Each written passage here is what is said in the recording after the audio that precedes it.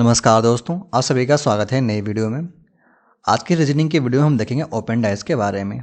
Open dice में हम देखेंगे किसी भी ओपन डाइस का अपोजिट नंबर कैसे निकालते हैं और किसी भी ओपन डाइस से कौन सा डाइस बनेगा ये कैसे मालूम करते हैं।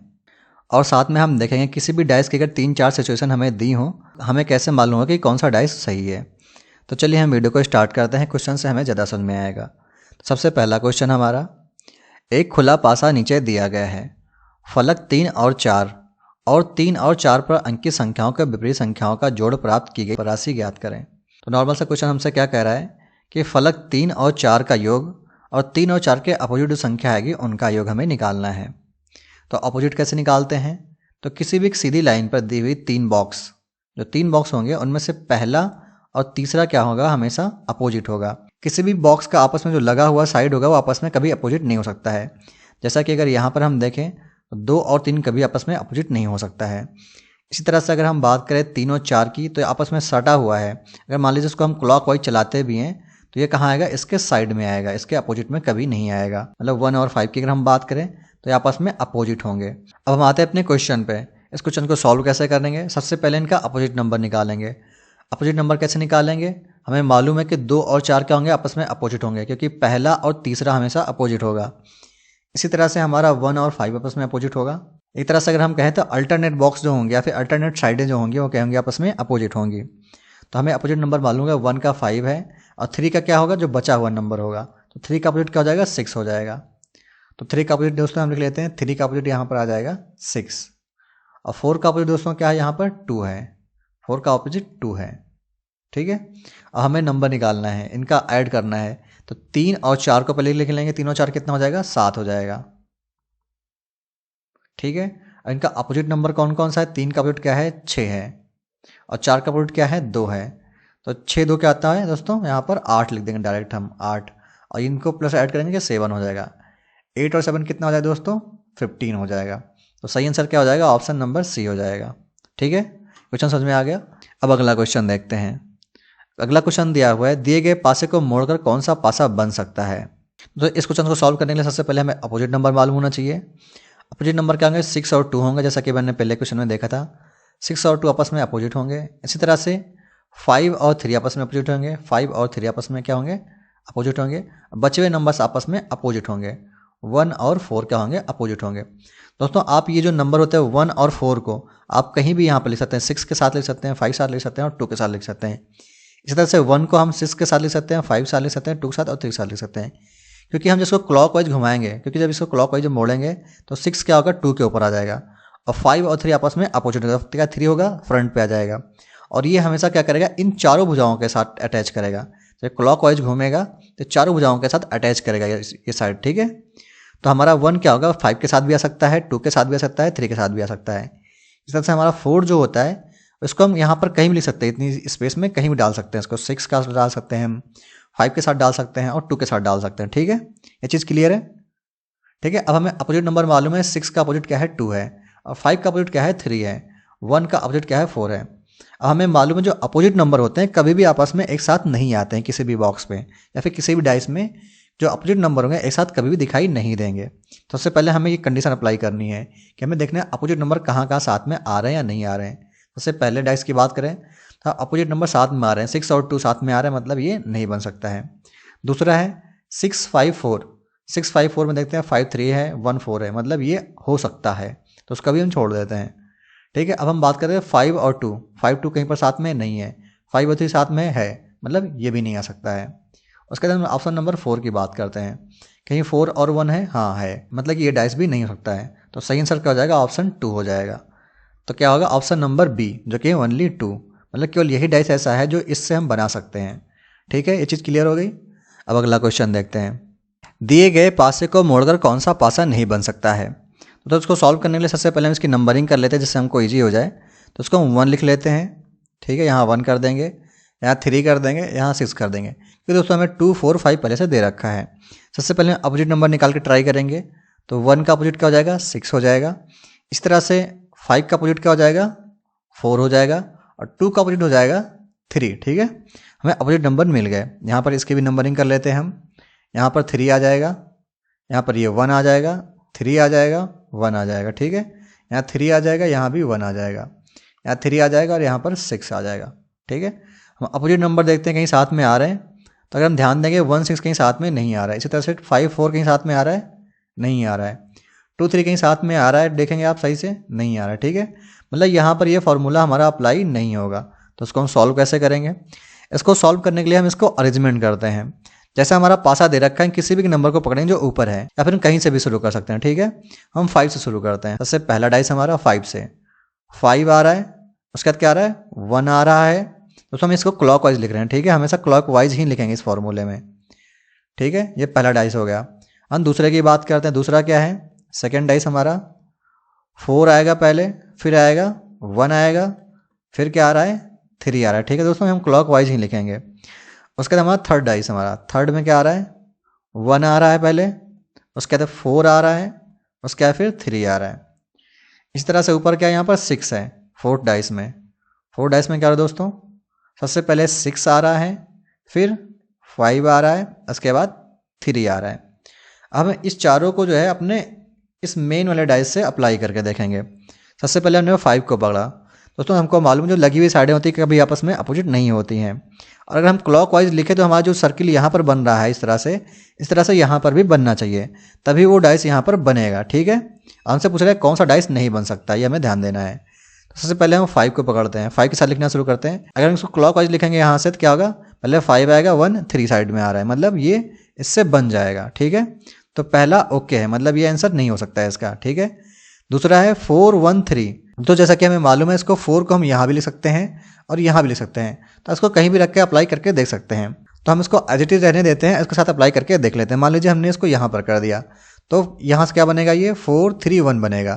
तो यहाँ पर 4 3 1 नहीं है, मतलब ये नहीं होगा। ठीक है, ये हमारा नहीं बन सकता है अभी के सिचुएशन के हिसाब से। अगर हम इसको यहाँ पर कर दें तब क्या बनेगा, 4 6 3 बनेगा। यहाँ कहीं 4 6 3 आ रहा है, नहीं आ रहा है, मतलब ये हमारा डाइस तब भी नहीं बनेगा। ठीक है, अब हम आते हैं थर्ड डाइस पे। थर्ड डाइस पे हमारा क्या बन रहा था, 1 4 3 बन रहा था। अब 1 4 3 बना के देख लेते हैं। अगर हम इस सरफेस को यहाँ लिख दें, अगर यहाँ पर हम 4 को ले आए तो क्या बनेगा हमारा 1 4 3, मतलब ये ओके, मतलब ये बन सकता है इससे। ठीक है, मतलब ये आंसर भी हमारा सही नहीं होगा। ठीक है, क्योंकि हमें जो नहीं बनना है उसे निकालना है। अभी तक नहीं कौन सा बन रहा है, केवल 2 बन रहा है। ठीक है, हम चौथे ऑप्शन पे चलेंगे। यहाँ पर क्या है, 6 5 3।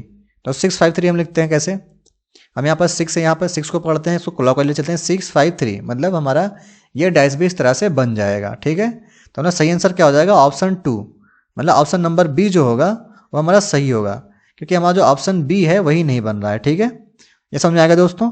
अगर आपको नहीं समझ में आ रहा है कोई क्वेश्चन तो आप कमेंट बॉक्स में कमेंट कर सकते हैं। हम इस तरह के और भी क्वेश्चन सॉल्व करके आपके डाउट को क्लियर करने की कोशिश करेंगे। अगला क्वेश्चन देखते हैं, किसे मोड़कर पासा बनाया जा सकता है। दोस्तों यहाँ पर ये किसे होगा, तो इसको सॉल्व करने के लिए सबसे पहले ऑप्शन 1 को देखते हैं। इसकी नंबरिंग कर लेते हैं 1 2 3 एंड 4, इधर से 5 एंड 6। ठीक है, तो जैसा कि हमें मालूम है अपोजिट नंबर कैसे निकालते हैं, अल्टरनेट बॉक्सेज होते हैं या फिर अल्टरनेट जो साइडें होती हैं वो क्या होती हैं, आपस में अपोजिट होती हैं। तो यहाँ पर 1 और 3 अपोजिट हो जाएगा, 2 और 4 अपोजिट हो जाएगा। इस तरह से अगर हम 5 और 6 की बात करें, इसको अपोजिट में होना चाहिए था, मगर ये क्या है, आपस में लगी हुई साइडें हैं।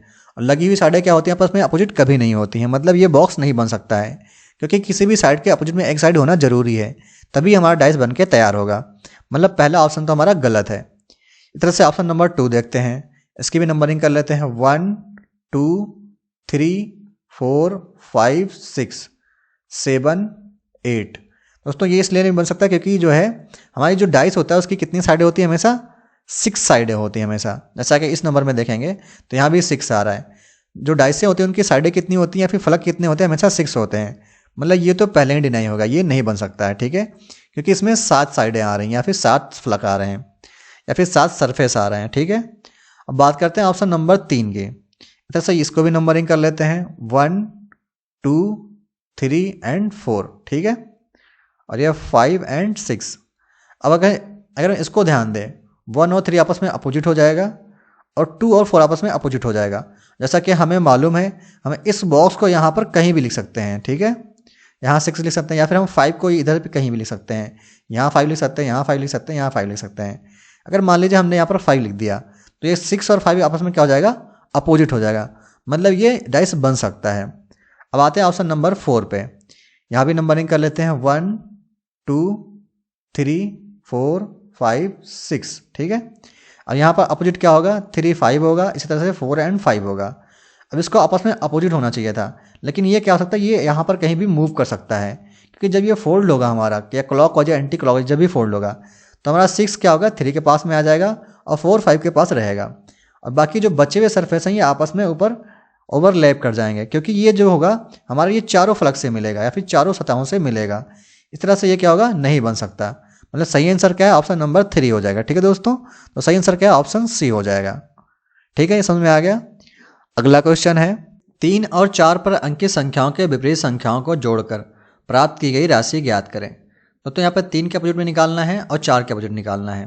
जैसा कि हमें मालूम है कॉमन नंबर होता है एक, तो क्या करते हैं हम उसको क्लॉक वाइज या एंटी क्लॉक वाइज लिख देते हैं। तो अगर हम पहले पासे को देखें, इसको क्लॉक वाइज लिखें तो क्या होगा, 3 4 एंड 2।